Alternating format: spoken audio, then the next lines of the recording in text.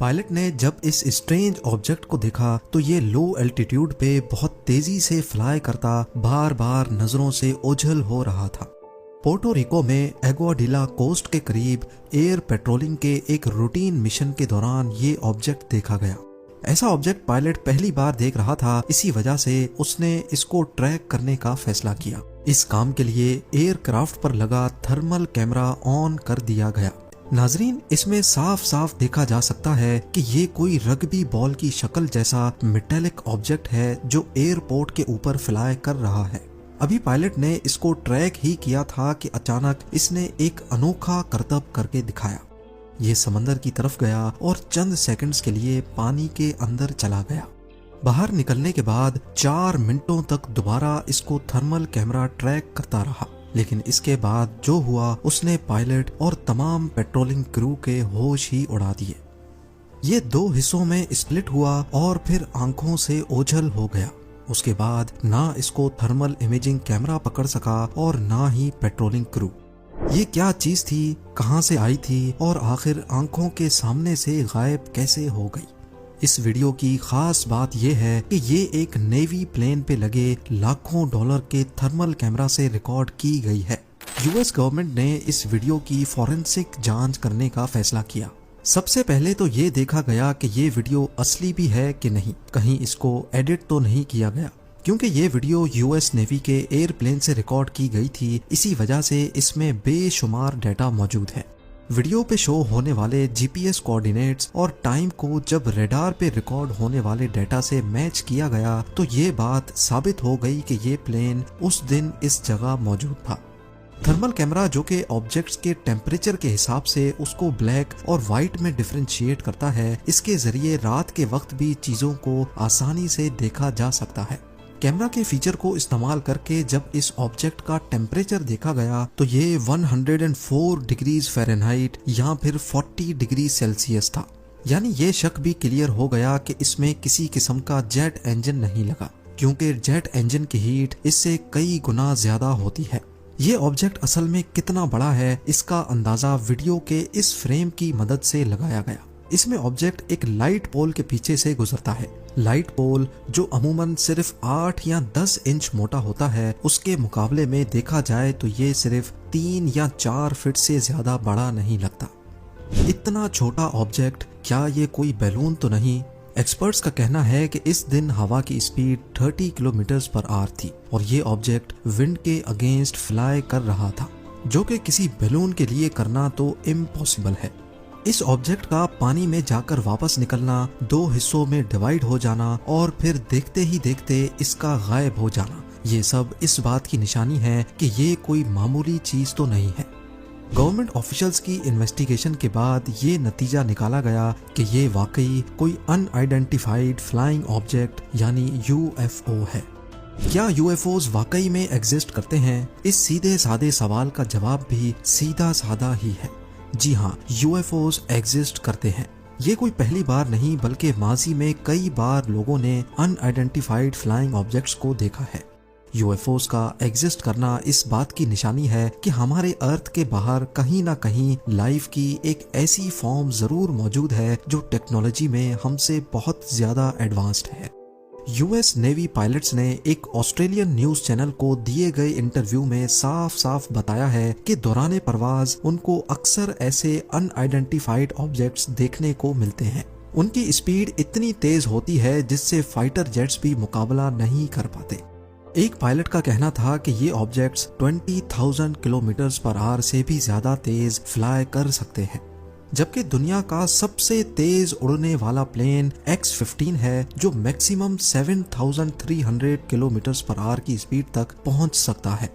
अभी जो वीडियो आपने देखी उसके हीट सिग्नेचर में यूएफओ का टेम्परेचर सिर्फ 104 डिग्रीज नोट किया गया।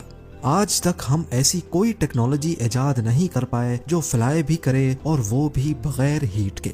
इस यूएफओ का टेम्परेचर लिटरली रूम टेम्परेचर है, जो कि वाकई बहुत हैरान करने वाली बात है, क्योंकि इलेक्ट्रिक ड्रोन्स भी कुछ ना कुछ हीट तो जनरेट करते ही हैं।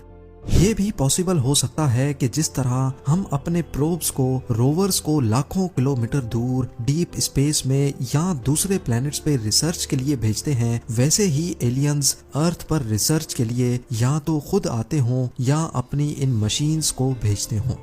अगर टेम्परेचर की बात को नजरअंदाज भी किया जाए तो उसका पायलट की आंखों के सामने दो हिस्सों में स्प्लिट हो जाना, फिर अचानक आंखों से और थर्मल कैमरा से गायब हो जाना इस बात की निशानी है कि ये जरूर कोई एक्स्ट्रा टेरेस्ट्रियल ऑब्जेक्ट है। आपको ये भी बताते चले हैं कि यूएफओ को स्प्लिट होते सिर्फ एक बार ही नहीं देखा गया। 4 जुलाई 2015 को अमेरिकन इंडिपेंडेंस के मौके पर एक शख्स अपने कोर्ट यार्ड में बैठकर फैमिली के साथ बारबेक्यू एंजॉय कर रहा था। क्योंकि इंडिपेंडेंस के मौके पर फायरवर्क्स का होना एक बहुत ही कॉमन बात है, इसी वजह से इसकी नजरें भी आसमान पर टिकी थी। अचानक उसने क्या देखा कि चमकती हुई एक चीज आसमान पर बहुत आहिस्ता आहिस्ता चल रही है। पूरे 6 मिनटों के बाद इस अनआइडेंटिफाइड ऑब्जेक्ट ने अपने आप को 2 हिस्सों में स्प्लिट कर दिया। उसके बाद वो शख्स ये देखकर हैरान रह गया कि जो चीज नीचे आ रही थी वो एक बार फिर से 2 हिस्सों में स्प्लिट हो गई। ऑब्जेक्ट जो 8 मिनटों के अंदर अंदर 3 हिस्सों में बटा था, उसके बाद वो उस शख्स की आंखों से हमेशा हमेशा के लिए ओझल हो गया। ये वीडियो लेकर वो करीबी मिलिट्री बेस और वेदर डिपार्टमेंट भी गया, लेकिन किसी के पास भी इस ऑब्जेक्ट के बारे में कोई इंफॉर्मेशन नहीं थी। वीडियो जब फॉरेंसिक एक्सपर्ट्स के हाथ लगी तो उन्होंने उसकी जांच की। वीडियो में किसी किस्म की भी एडिटिंग नहीं साबित हो सकी। इस वीडियो में देखने वाले ऑब्जेक्ट्स को मुख्तलिफ चीजों से भी जोड़ा गया, जैसा कि परिंदा, ड्रोन या फिर कोई हवाई जहाज। लेकिन एक्सपर्ट्स का कहना है कि यूएस में रेगुलेशंस की वजह से ड्रोन्स इतनी हाइट तक फ्लाई नहीं कर सकते और ना ही प्लेन की बॉडी में लाइट रिफ्लेक्टिंग मटेरियल लगाने की परमिशन होती है। ये कोई मीटियोराइट भी नहीं है, क्योंकि ये काफी देर तक आसमान पर एक ही पोजीशन में नजर आता रहा, जबकि मीटियोराइट्स 1 सेकंड के अंदर अंदर आंखों के सामने से गुजर जाते हैं। अगर ये ऑब्जेक्ट इनमें से कुछ भी नहीं है तो इसको अनआइडेंटिफाइड फ्लाइंग ऑब्जेक्ट कहना बिल्कुल भी गलत नहीं होगा। यूएफओज और एलियंस का टॉपिक हमेशा से ही ज़ेरे बहस रहा है। पहले तो इसको सिर्फ साइंस फिक्शन की हद तक ही रखा जाता था, लेकिन अब पहली बार यूएस गवर्नमेंट ने ऑफिशियली इस बात का इकरार किया है कि यूएफओज एग्जिस्ट करते हैं। पेंटागन से रिलीज होने वाली दूसरी यूएफओ वीडियो भी मिलिट्री प्लेन पे लगे थर्मल कैमरा से रिकॉर्ड की गई थी। जिस पायलट ने इसको ट्रैक किया उसका कहना था कि ये ऑब्जेक्ट फिजिक्स के बेसिक लॉज के खिलाफ काम कर रहा है। ये राउंड शेप का ऑब्जेक्ट दूसरों के मुकाबले में काफी ऊंचाई पर था और ये 120 नॉट विंड स्पीड के खिलाफ जा रहा था।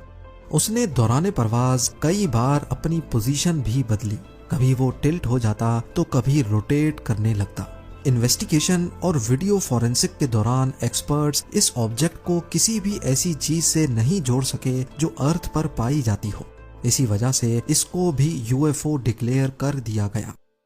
जहां यूएफओस की बात आती है वहां एलियंस का जिक्र ना हो, ऐसा कैसे मुमकिन है?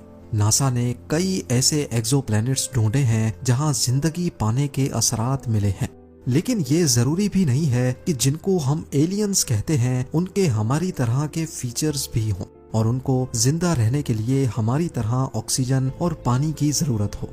एक थ्योरी ये भी है कि जिस तरह अर्थ पर जिंदगी पानी और ऑक्सीजन की वजह से चलती है, हो सकता है कि एलियंस की बॉडी ऑक्सीजन के अलावा किसी और गैस के हिसाब से बनी हो। पौधे और दरख्त इस थ्योरी की एक क्लासिक एग्जाम्पल है। इनको जिंदा रहने के लिए पानी और ऑक्सीजन के साथ साथ कार्बन डाइऑक्साइड की जरूरत भी होती है।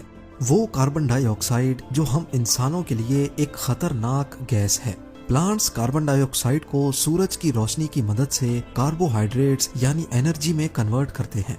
अब जब हमारे सामने ही प्लांट्स की एक क्लासिक एग्जाम्पल मौजूद है, तो क्या ऐसा मुमकिन नहीं हो सकता कि किसी ऐसे प्लेनेट पे जो हमारी नजर से तो जिंदगी के काबिल नहीं, लेकिन असल में वहाँ का अपना ही इकोसिस्टम हो, जिसमें तरह तरह की मखलूक बसती हो?